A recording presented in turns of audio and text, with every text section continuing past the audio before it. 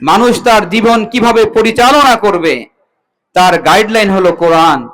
এই জন্য এই রমাদান মাসের এই মর্যাদা। ইসলামের সৌন্দর্যের অনন্য দৃষ্টান্ত কোমরপুরে হাজারো মানুষের ইফতারের আয়োজন।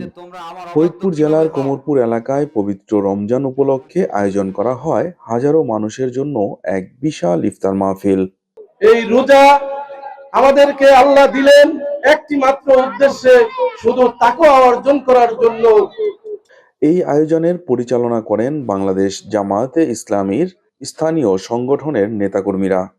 আল্লাহ রাব্বুল আলামিন রমাদানের ব্যাপারে দুইটি আয়াতের একটি আয়াত হলো শাহরুর রমাদান আল্লাযী উনজিলা ফীহিল কুরআন হুদাল লিন-নাস ওয়া বাইয়িনাতিন মিনাল হুদা ওয়াল ফুরকান।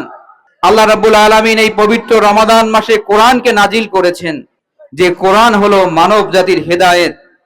সারি সারি বসে আছেন এলাকার গুরুত্বপূর্ণ মুসল্লিরা। খেজুর, পানি ও ইফতার সামগ্রী নিয়ে সবাই অপেক্ষা করছেন মাগরিবের আজানের জন্য।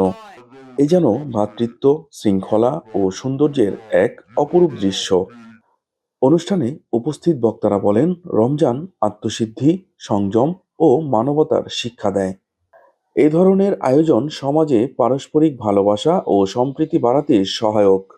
কোমরপুরের এই ইফতার আয়োজন প্রমাণ করে ইসলাম শান্তি, ভ্রাতৃত্ব ও মানবিকতার শিক্ষা দেয়।